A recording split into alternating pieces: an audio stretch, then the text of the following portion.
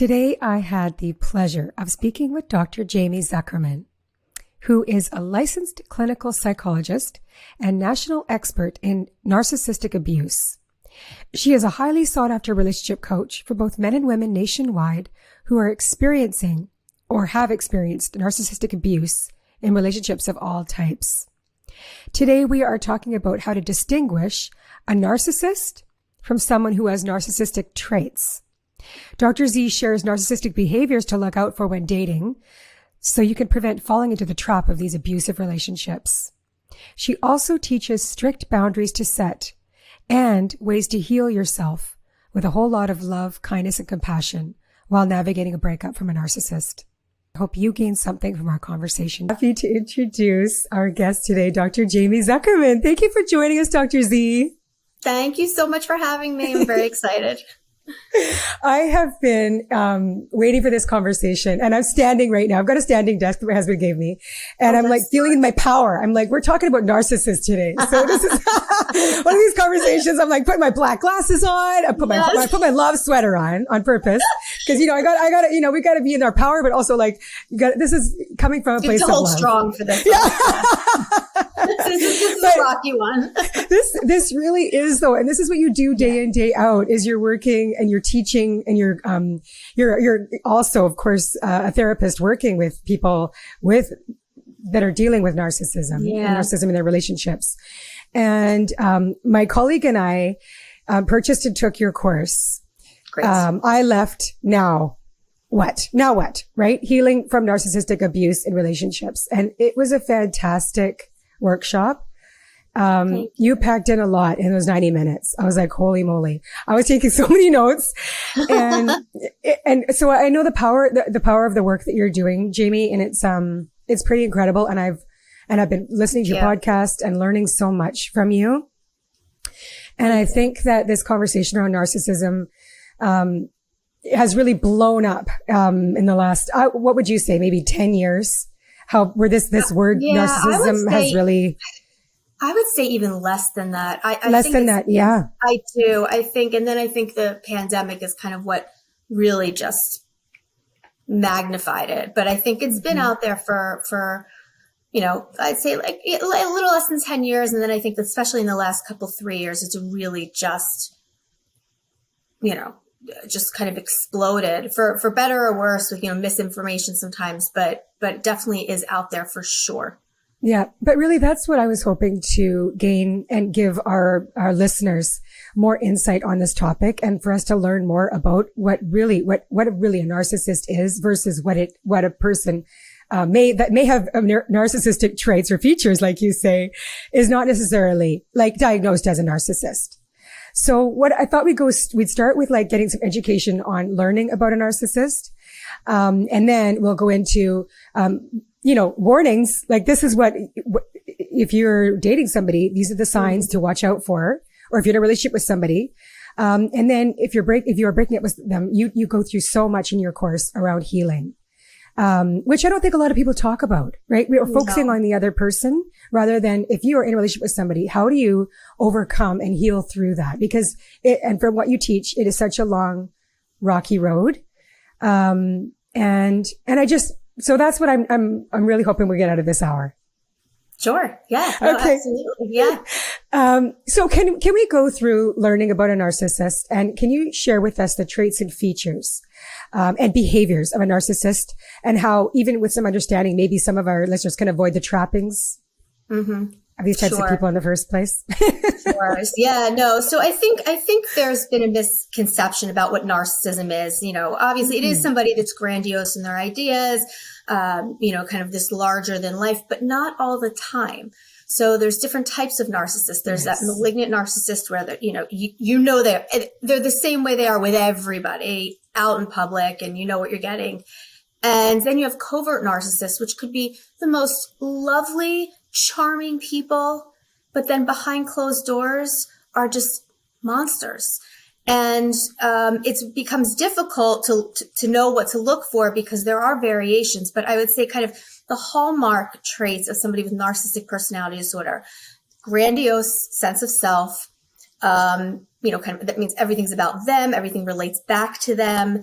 They are very manipulative. They are very unempathetic. So there is a lack of empathy. They can fake empathy, but there really is a considerable lack of empathy for the harm that they're causing others. They don't care what they need to do, who they need to hurt, who they need to step on to get what it is that they want. They're very much in need to control not just a human being, but control their emotions, control their thinking. They need to be admired. They need to be in charge. And they are very entitled. If they harm somebody, well, that's not my problem. That's not my fault that you got upset. I'm entitled to this. I'm entitled to have multiple partners. I'm entitled to take this money. It's mine. Mm-hmm. And they are aware. That's a hallmark sign. Yes. So there's variations on this because obviously if you bring it to their attention, they're going to deny it, plain and simple. But sometimes, a lot of times people have a really difficult, and I understand why, it's a tough pill to swallow, to know that they know exactly what they're doing. The calculated behaviors, the manipulation, the strategic planning, it seems so automatic and it seems so bizarre that it would be in their awareness. And so sometimes what I tell people is because it's been going on for so long and these have been their patterns for so long, it may present as habitual. So it may seem like it's just kind of automatic for them and that they're not aware. But when brought to their attention, they're very much aware that they're doing it. Now, they're not necessarily aware of, I'm super insecure. I don't like how this is making me feel. So let me project it onto somebody else. Not necessarily at that level of awareness, although maybe some are. But it's more they know exactly what behaviors they're doing and why. And so you just pointed on, you said something, and this was a learning for me this week, was you say part of them deep down has a low self-esteem and feeling inadequate.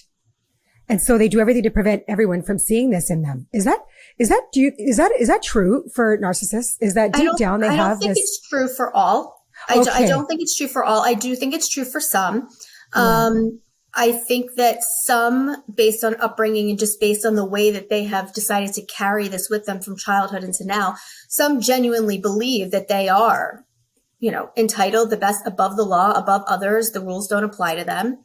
Whereas others will act the same, but maybe deep down somewhere they are wounded, and to never feel that wound again, they kind of put on this suit of armor, which is narcissism. Nobody is ever going to hurt them again. They will do the hurting themselves. They will have everything within their control, so that never happens, which is why when you challenge that, or when you figure the narcissist out, the second they feel vulnerable, they can't take constructive feedback. So the second they feel vulnerable, you're going to get what's called narcissistic rage, which is just extreme anger or extreme manipulation, or they will just, the silent treatment for weeks, they'll pick up and leave. You'll have no idea what you did wrong. So you do see that when that wound is kind of touched. Wow. And of course, gaslighting would be like a hallmark behavior. Yes. Right? It's like, I didn't do anything. It's you. It's Correct. just this not taking responsibility. They will never take accountability for their actions. And so what about saying sorry? Like, will a narcissist say sorry? And if they do, like, are they doing it for manipulative purposes? Yes. Or not from a sincere place? Correct. So they will say they're sorry if it looks good to the community, if it gets them something that they need. So let's say their significant other is threatening to leave them. They apologize. They agree to couples therapy. They're doing it just so they can keep that person there. There isn't a sorry that is said without a motive, because they don't believe they're doing anything wrong, nor do they feel they should apologize. Even if they did something wrong, it's the other person's fault for making them do that or responding the way that they did. Yeah. And so you say narcissists view people as objects. So they will only move towards you if they need something or can benefit in that particular moment. Mm-hmm. It's such a calculated, and this is why I think this conversation is so important, Dr. Z, is because I think we overuse the word narcissist and we don't understand actually, like, if you're a full-blown narcissist, then like this is abuse. This is not like and if you are this way in all facets of your life, then that really shows that. But if you're not, Like you give the example of like somebody that is alpha and they're in their job. Like they're really strong. They're a CEO. They like, what would can you give us examples of like how somebody that has like quite a few narcissistic traits in like one facet of their life, but they're not translating that into other areas of their life so that we can understand like, okay, that person's acting like a narcissist, but they're not really a full-blown narcissist. Yeah. So I think you bring up a very, very good point that I want to stress is that somebody with narcissistic personality disorder, their style of interacting with the world, it's pervasive in every domain. It's not like they're just a jerk with you because you guys don't get along and everything else around them, they're not like that with, right? And even in abusive relationships, that doesn't mean that the person is a narcissist. Right. So all narcissistic abusive relationships are abusive, but not all toxic abusive relationships are narcissistic. And so you could have somebody, let's say, you know, like if you were giving a presentation in your area of expertise, you would get up, you'd be confident, you'd say what you had to say. People would know that you are an expert. People would know that you're in charge. They would know to go to you with their questions.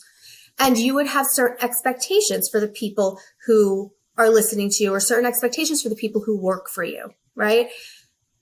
When you go home, that shifts. That role shifts. Now you're home, you know, now you're family and now you're this. And your personality is consistent, but you know when to pull it back, when to, you know, move it forward. You know when to be helpful and empathetic and you know when to listen versus kind of delegate. So it's not so much that, people that aren't narcissists, you know, can't be like jerks. Of course they can.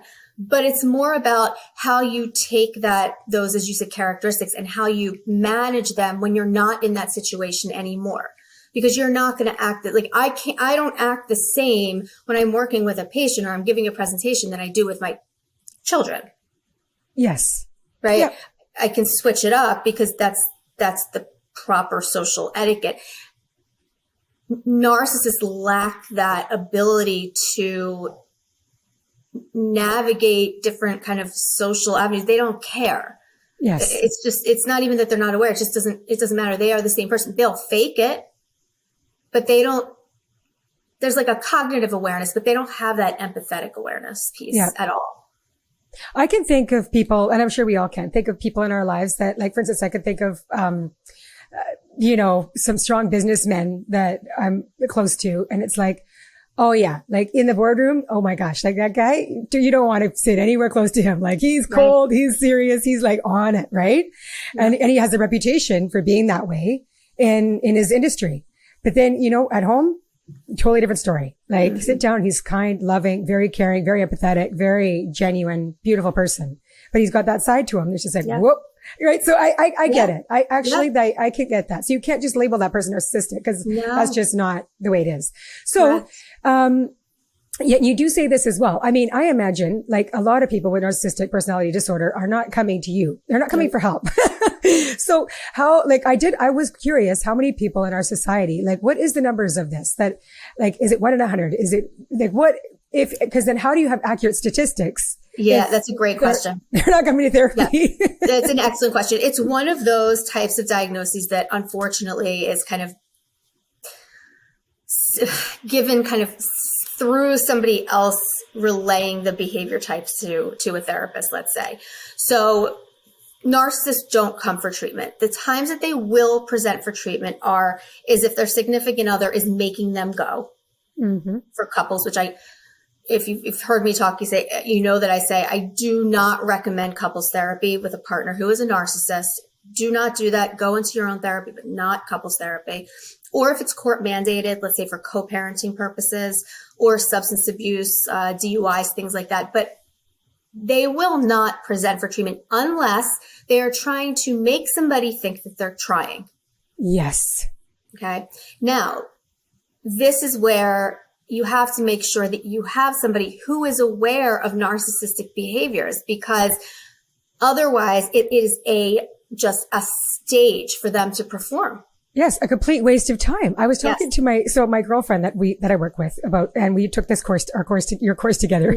We were talking about one of her ex-boyfriends she's like, he was a narcissist, and and a lot of behaviors that she was sharing with us. I'm like, oh yeah, I agree.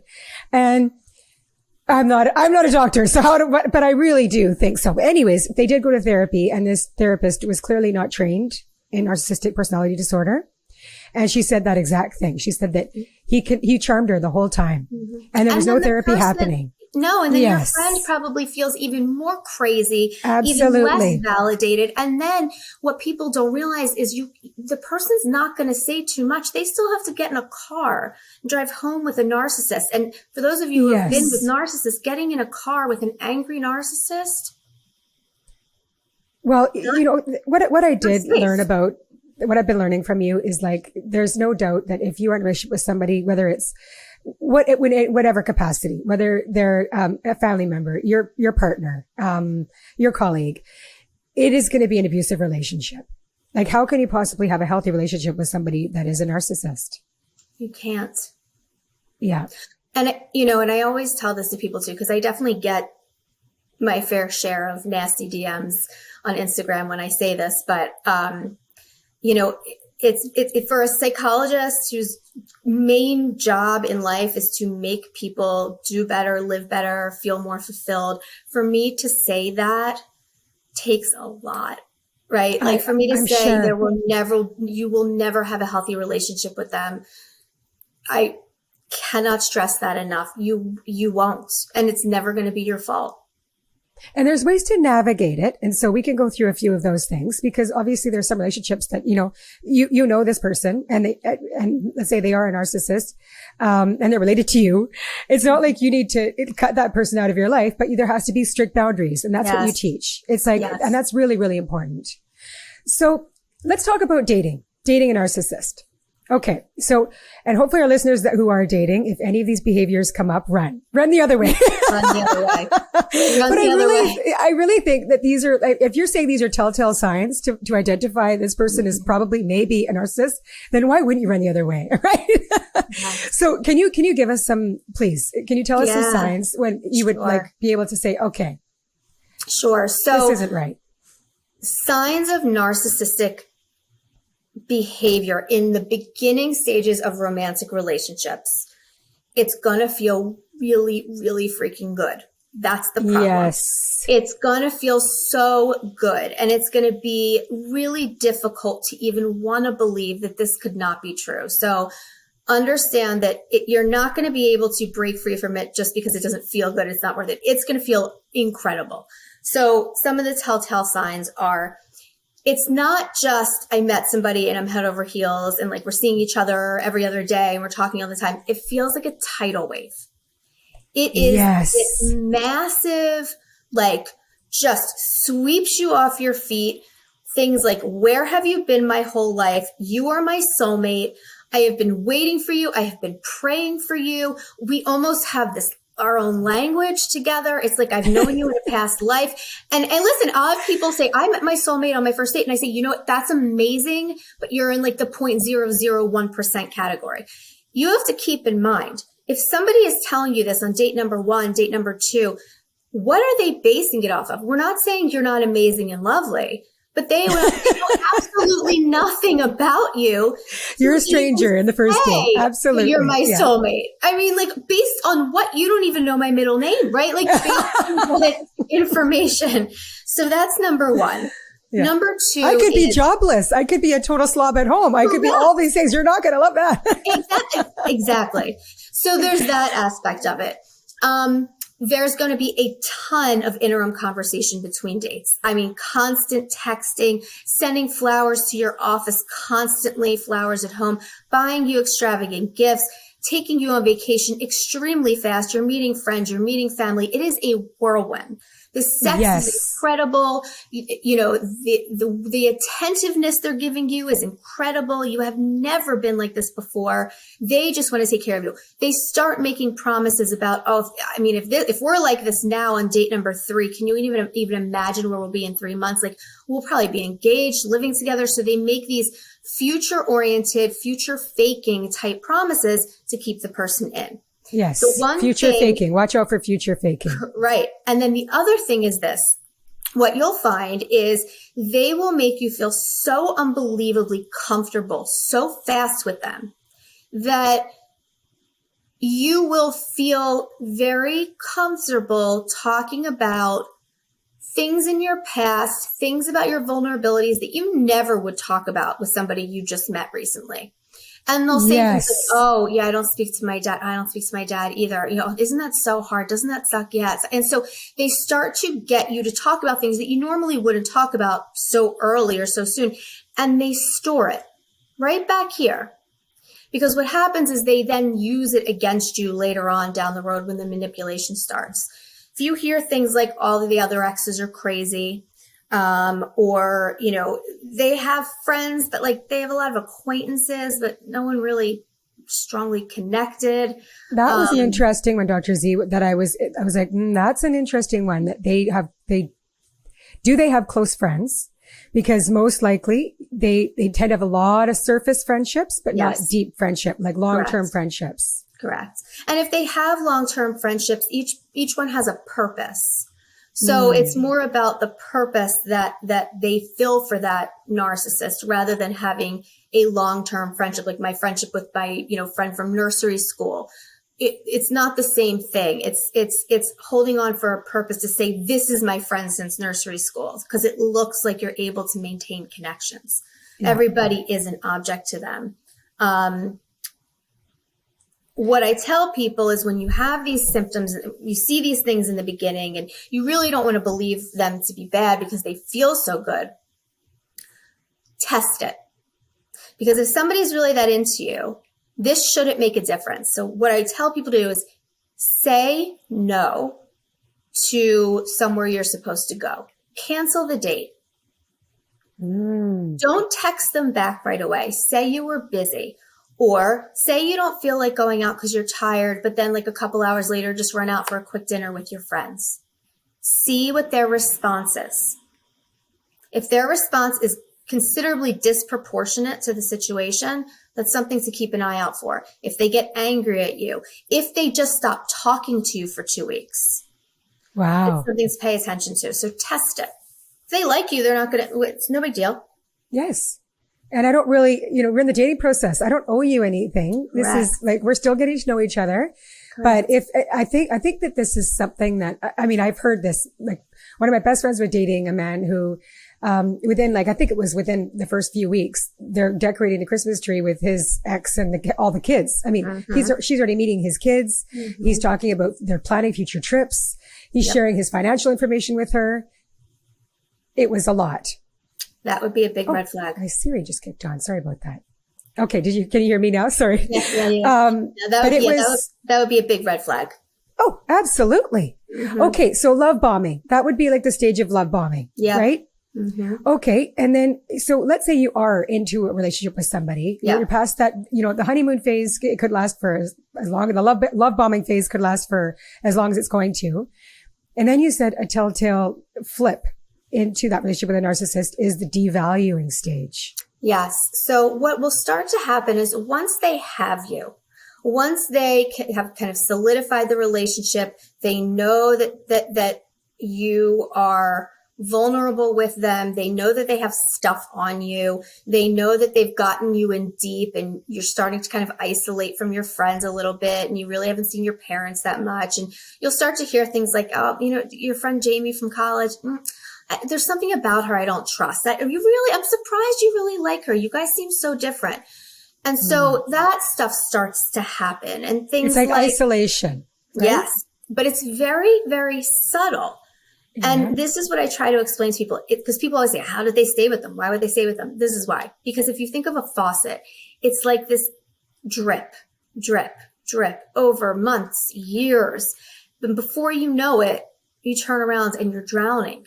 But as it's dripping, you don't realize the accumulation of these things over time. And so it's not like when this switches, all of a sudden, everything's vastly different. It's very subtle and very calculated. And then sometimes when you argue, they'll bring the love bombing back in a little bit, never to the full extent, because that's never who they were. And it's almost kind of like a drug addiction model where the person keeps trying to get the person, if they could just get back to who they used to be. Yes, like in the beginning, we were so in love, right? That's and it's right. But the problem is that person never existed. That was fake. The person that they are now is who they are. So they will start to slowly strip you of your self-confidence. They will slowly start to isolate you. So, things like, is your mom always so overbearing with you? Like, you need to set some boundaries with her, right? So it starts to kind of separate you from people. And then things like, oh, I like you a lot better without makeup. Oh, okay. And so they start to do these things, very subtle things. And what ends up happening is there's kind of like lies by omission and little white lies that the person starts to tell because they went to work, they put on makeup, but they take it off real fast because they don't want their significant other to get upset. And then the significant other finds the makeup wipes in the car. And then, you're lying. And what else are you lying about? And so it grows and it festers and it's very tricky and very manipulative. And so controlling. The other thing you talk about, which is like, if you're in a long-term relationship where I don't know the time limit on this, but it's probably different for every relationship, but it's like the control is so much more like, okay, you don't need your own account anymore. Let's have a shared account or just use my account. Oh, forget about that car lease. It should be in my name. You don't need it. Like, why? I'll take care of the payments. And then next thing you know, you have no credit rating. You have no credit rating, or you have ruins credit, or you have no access to any of your assets, your finances, and that's financial abuse. So when you say like, oh, he said I can use his credit card whenever I want, and like, I don't even have to pay for my car. He's going to take the lease over, or I don't have to work anymore. I just sit home and relax. I deserve it. What they're doing is they're setting you up to isolate yourself in all areas. And that's financial abuse. And a lot of times people don't realize it in the beginning because people are inherently good. So why on earth would somebody want to deliberately put you in this situation? But it's so you can't leave. Yes. And the gaslighting, what they do is where the gaslighting isn't just disagreeing with somebody and it's not lying. There's a difference. Gaslighting is where you deliberately tell the person that what they're experiencing, which is accurate, is not accurate. And so you start to doubt your own perception of reality. And not only is it upsetting, but it's scary. And what ends up happening, because you're isolated from all these other people in your world, the only person you have at your disposal to test things against is the narcissist. So the narcissist controls your perception of reality. You don't know what end is up. You don't even know that you're being abused. And your perception of yourself is just so warped and your sense of self is so stripped down. That's why when people do eventually get out, I'll have people, they all say, I'm a shell of my former self. I don't even know what my favorite color is. I don't know what music I like, because they've just been kind of stripped of that for so long. You're confused and you're full of shame and you feel so isolated. And something that I just appreciate so much is how you are, this is not your fault. I mean, it's just like, if you're in an abusive relationship, you're not to blame. And you say that over and over again in your work. And it's so, it's hard to believe sometimes because you're like, I'm a very smart, intelligent person. I'm a loving person. And I'm like, how did I end up in this circumstance? Like, you just feel like you just want to take all the responsibility. Like, I did this to myself. I hear that all the time. I have one person, actually one of my friends that had gone through this. She was a Penn attorney. She was like one of the top law firms. And 20 something years later, she's like, where did I go? Like, what happened to me? How did I get here? And it's such a unfortunate, but it's such a common thing to say because, like I said, it happens in such a subtle, calculated manner that you don't even know it's happening. Yeah. And so let's talk about if you are able to distance and break up with somebody that you haven't been in a relationship with a narcissist. Okay. Let's just say that the narcissist decides, I don't want to be with you anymore. Telltale would be like, they just discard you. Like, it's just like spilled milk. or soured milk, I think the saying is, you're out. And then it's just like gone, disappeared, right? However, if you're the one that decides to leave, then you're in for a very, very, and maybe if they made the decision too. Can you talk about that? Because you say that it's not a typical breakup. No. It's a very long process. And it's just because you're not just losing the relationship, you're dealing with the loss of yourself and the self-concept and their self-esteem, which is what, but it's like it's almost like you liken it to a war, right? Yes. Like now you're dealing with another, like somebody that really didn't want this in the beginning and they still want to control you. Yes. So even if a narcissist breaks up with you, discards you, is done with you, they're never done with you. Meaning they will figure out how to come back somehow, whether it's starting drama because they know it's your birthday. So maybe they just decide to send you a text message that you're a horrible person, or maybe they wish you a happy birthday, or the holiday season's coming up and it's like playground for the narcissist. And, they hear you're getting engaged or they hear you got a promotion. They will do something to make that situation about them, but not in like this needs to be about me because it has to do with me. They don't like that you're experiencing emotions, bad, good, happy, sad, it doesn't matter, without their influence. So they want to still gain access to your emotions and your thoughts. Even if they're the ones to leave you, they never fully leave people because they view everybody as objects that they own. They just I always say, picture a shelf and all these objects are on the shelf and they'll take one down, they'll use it for its purpose, and then they'll put it back up on the shelf until they need it again, could be 20 years down the road. So it's this like rotation. And so it's really for the partner of the narcissist or the family member of the narcissist to be the one to hold the boundary, because the narcissist never will. They will always check in to see if they have access to you. If you leave the narcissist, and, I think on average it's 7 times before somebody actually leaves. And it's the only breakup that really requires an exit strategy, because it is not a normal breakup. It's not even a normal toxic relationship breakup. It is very different. And so it needs an exit strategy. You need to make sure you have support. You need somewhere to go. You need a separate bank account or have somebody have money for you. There's so many things you need to line up for this. They will try to ruin your character. They will, like you talk about a smear campaign, right? A defamation of character. Yeah. Yes. They will try to just ruin your name, which is called a smear campaign. They will make up stories. They will put pictures on social media of them with their new girlfriends, new boyfriend immediately. And the reason why they do that is so that they look sane. They look healthy. How could they have done this to you? Look at them. They're in a healthy relationship. You're the one who's struggling and crying. Something must be wrong with you. They're fine. So you're going to get the wrath of the narcissist if you leave them. But they do that to scare you. They do it to manipulate you. They do it because you have wounded them. The worst thing you can do is leave a narcissist. And I say that to people who leave, like, you already won. And people that leave narcissists are they're just the strongest human beings I have ever met.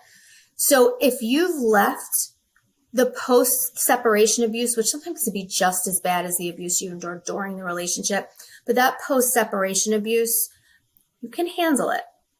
Yes. You can handle it. It's hard and it's sneaky, but you can handle it if you know what to look for and you know how to predict it. Once you can predict the blueprint of the narcissist, then you can prepare accordingly and set certain boundaries because you know what's going to happen. You can predict it a mile away. And so that's what I thought we would also cover today, please, Dr. Z, is this blueprint that you talk about, because, you said so everybody's going to have their own patterns, but there are almost like predictable patterns when you're in that breakup stage or trying to break loose of a narcissist, right? And if you know the pattern, so you say, and the other thing I did want to talk about is this obviously your own patterns for healing and how important that is. like understanding your own patterns so that you're not going to end up back in a situation with another narcissist, right? Yes. So just going back to that by itself, you say, I have patients who are so used to the up and downs, the love, hate, the volatile, calm, a tumultuous relationship, right? And then when you work with their patterns and they do come up to be dating again, that often comes up is that they confuse stability with boredom. With boredom. Or lack of love. Yes. From the other person because they're so used to unpredictability in the relationship that they just left. And they think that that's love. That's right. That's right. Yep. Wow. Happens a lot. And it may not have been that they were like that going into the relationship, but the relationship taught them that. Or it could be that that's the pattern that they were used to growing up. And so if you're taught at a very early age that, abuse is love, love is abuse, and it's a very it's just all thrown together in a big pile of blah. I mean, you're going to be used to that. And so it's not that you enjoy it and it's not even that you seek it out. It's just that when it happens, it's super familiar and you know how to handle familiar and we're comfortable with familiar. We're creatures of habit. We all hate change because change is hard. And so those patterns feel very comfortable and familiar for you. Yes. And, I love the example you give around if someone's not throwing a vase and it breaks into a million pieces, they must not love me, right? Or it's because it's really intense. And that's just this is why I'm so angry. And this is why, right? Yep. And if they're not screaming at the top of their lungs, they must not care because they're really not showing any effort. So those just two examples of just you could kind of think in your mind, I could see how you could twist that around in your head going, well, and so if somebody's not doing that, they're not fighting the fight for you. But and what they don't realize is the amount of effort it takes somebody to stay calm and speak logically to somebody when you're in an argument with your partner. That takes a hell of a lot more effort than throwing it against the wall. It sure does. And so while you're dealing with the narcissistic behaviors of somebody you're breaking up with, you're also learning about your own self and your patterns. And a lot of that has to do with, and this is another thing that I'm just really learning more about, is nervous system work. Mm-hmm. And it's if you're in a relationship with a narcissist, it's your nervous system is on high alert. It's you talk about PTSD. That's kind of the state that you're in on a steady state. So people who are in these types of relationships, chronic narcissistic abuse over years, their fight or flight mechanism, are kind of what keeps us safe, right? Mm-hmm. Is constantly on, meaning their body, their brain, their heart, their blood pressure, their kidney, everything in their body is constantly thinking it's going to die and that it must protect itself at all times. It's not making the connection that, you're dealing with somebody who's a narcissist, and when they come home, your stomach drops and you feel like you're going to throw up. I mean, your body is not able to tell that difference. All it knows is that you're in danger. And so your body is prepping itself to either fight, right? Or just freeze. It's prepping you to do that work. Now, the problem is when you have chronic abuse over years, the difference between what they're experiencing and somebody, let's say with PTSD, so post-traumatic stress disorder, is an isolated traumatic event, right? There was a beginning, a middle, and end. You were a certain way prior to that trauma. You experienced it, and now you're having trouble processing it, integrating it into your day-to-day cognitive, kind of view of the world, right? With domestic violence, with narcissistic abuse, what you see is these small, sometimes big, sometimes small, ongoing chronic episodes of abuse, physical, mental, sexual, financial. And it's more of this, what we call complex PTSD, which isn't technically a DSM diagnosis, but it's this ongoing trickle of trauma over time where it does a number on your nervous system. You're going to see an increase in a lot more kind of autoimmune disease, poor sleep, joint pain, IBS, migraines, because it literally impacts your physical self. It is not separate. Higher heart disease, higher cancer rates, all of that stuff, because your cortisol levels are through the roof 24/7. Yes. And so the healing process involves regulating, learning and doing like all these strategies. And I, obviously if you can get help by a doctor like yourself that's trained in narcissistic personality disorder, that would be like the gold standard, right? I mean, to work through all of this, because it is like you're coming out of a very, very abusive relationship. And if you're not able to get therapy, then like, I just hope and pray that people will learn through their Instagram, like get your book. Yeah. You've got a beautiful journal that can help. Actually, your journal is about calming. Is it a lot to do with that, right? Yeah. Mm-hmm. Yeah. Find your calm. Yeah. It's also important too, I think, and this is why I love that people like you are doing this, that a lot of how you treat narcissistic relationships is preventative medicine almost. Yes. It's teaching people the red flags, teaching people what to look for so that they know and they're aware so they don't get into it in the first place. Yes. Because it's much harder to get out of once you're further in. So let's talk about boundaries with dealing with narcissists. Even if I love boundaries. I know, and boundaries are so important, and in every facet of our lives, but especially if we're dealing with a narcissist. Yes. So there are obvious. So one thing, and we'll talk about. Let's just talk about the boundaries when you are in a breakup with somebody that you were in a relationship with a narcissist. So no contact. How important is no contact? And also the difference between no contact if you don't have children and no contact if you do. Because you have to have contact if you're sharing custody with somebody. Yes.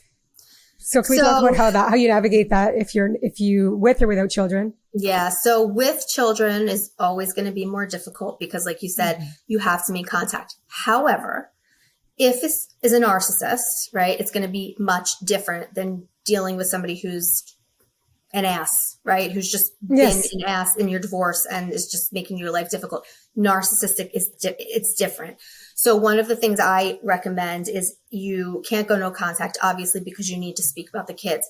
Therefore, every single thing you talk about is in writing, nothing verbal. If it's verbal, it never happened. And sometimes courts will have specific court apps. Family Wizard is one of them. There's certain apps that you can use that are within the court system. So they're being monitored. So I strongly recommend those. You only speak facts.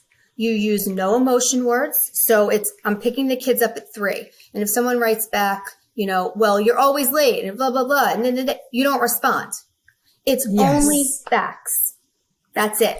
What did they eat? Can we go through this, please, Jaime, too, about, what if it's not about the kids? Okay. I was trying to think, this is a really, really good, a great skill. I'm just trying to get clear on, like, even if you're dealing with a narcissist, like that's a colleague, let's just say, or like an uncle. Okay. Yeah. But you say like one of the greatest strategies is just speaking facts. And I was blown away by this one. I was like, okay, like, how do I do that? Like, so this is where my total like nerd psychology dorky side comes out. So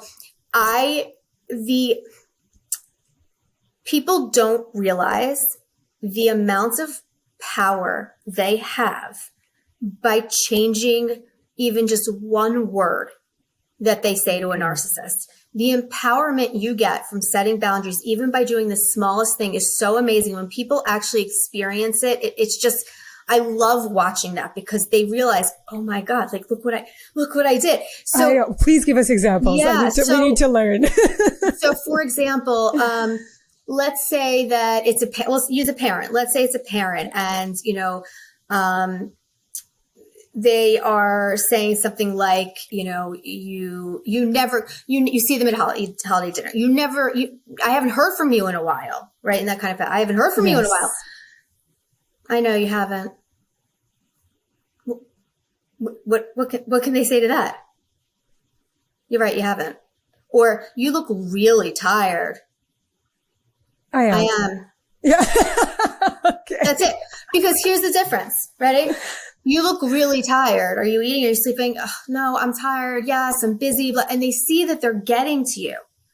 But if you just give them facts or just kind of mirror what they say, you give them nothing to respond to. So somebody, let's say a mom texts you and she's a narcissist and she's yelling at you because you ignored her when you saw her, but you were with all your kids and you couldn't really do much, whatever. You ignored me. You don't respond. But if she responds to you and says, what time is dinner? 5:00.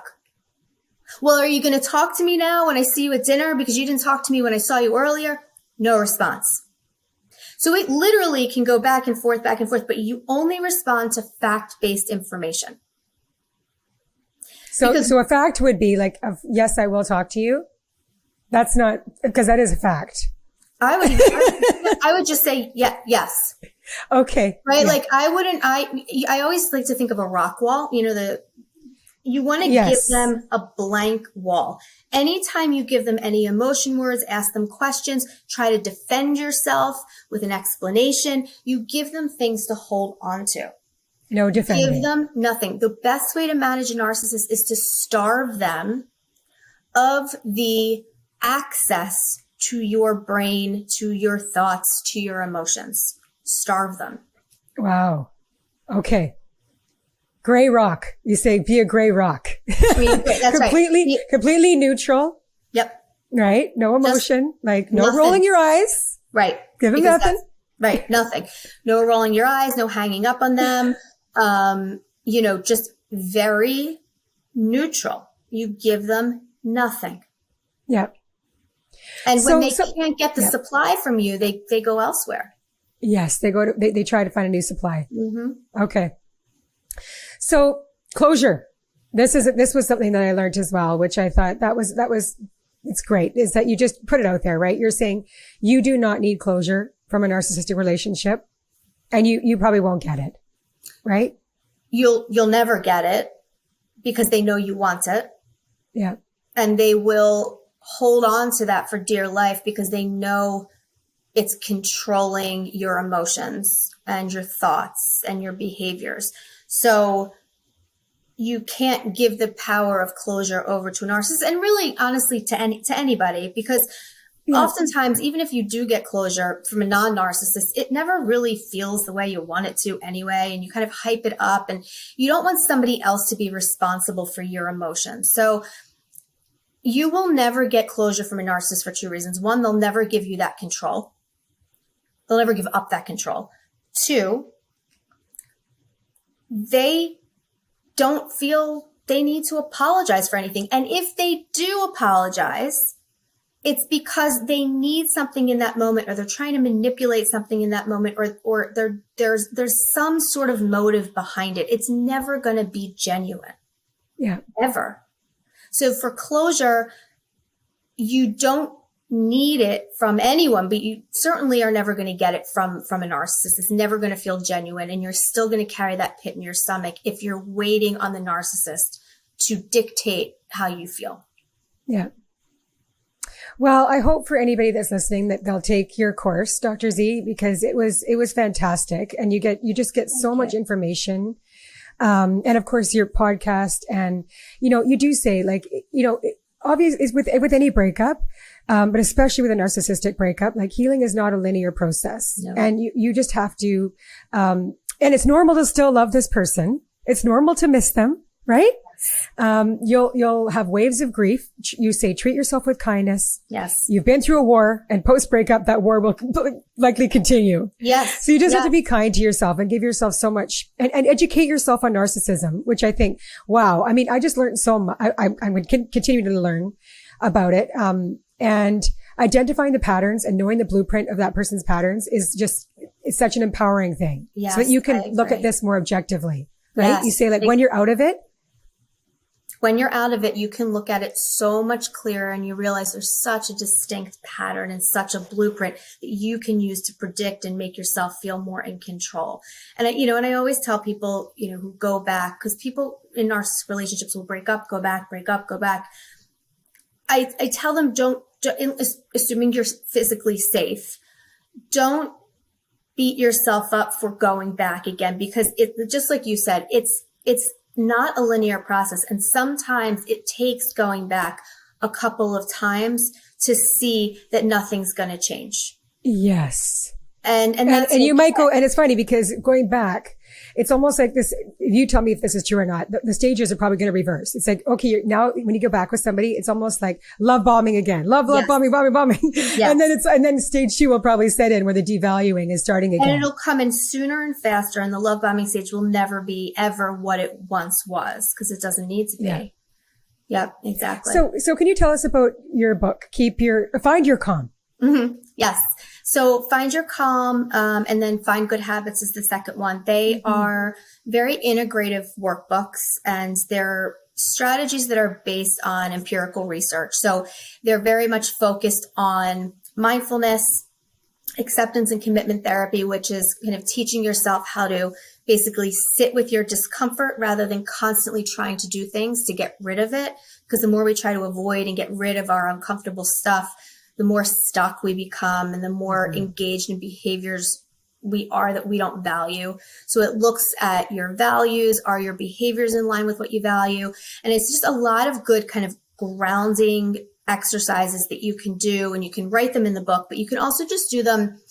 I love them because you could do them while you're in a meeting. No one will know you're doing them. You could do it while you're driving. And so there are a lot of things that you can do that people won't realize you're doing, but that you're still constantly working on yourself. It teaches you how to sit with your discomfort, how to, kind of feel your breathing.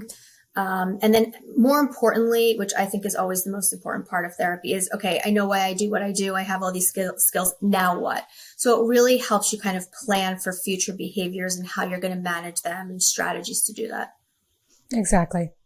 And people could also go on your website, listen to your podcast. Yes. Where else would you recommend people? My website's drjamiezuckerman.com. And on there, there's a workshop tab, for different workshops. You can take my books are on there as well. My podcast is It's Me, Dr. Z, and you can get that wherever you listen to your podcast.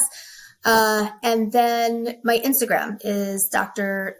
Z Psychologist. And I post a lot of stuff about narcissism, a lot of videos about narcissism on there as well. Well, you're doing amazing work, and I just want to thank you so much.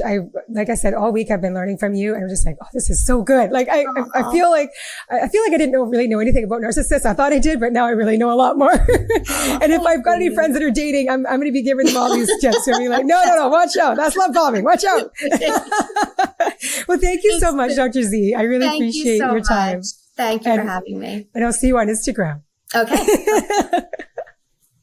Please mark your calendars for April 15th, 2023, when we at Real Love Ready will be hosting an in-person relationship summit held in Vancouver, British Columbia, with world-renowned experts who will spend a full day teaching us how to love better and build stronger, loving relationships.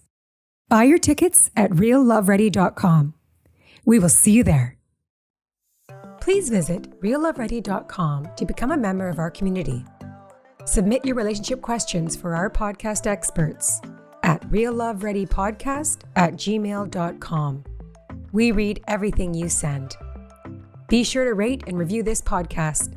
Your feedback helps us get you the relationship advice and guidance you need. The Real Love Ready podcast is recorded and edited by Maia Anstey.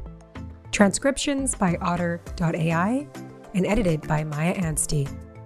We at Real Love Ready acknowledge and express gratitude for the Coast Salish people, the stewards of the land on which we work and play, and encourage everyone listening to take a moment to acknowledge and express gratitude for those that have stewarded and continue to steward the land that you live on as well.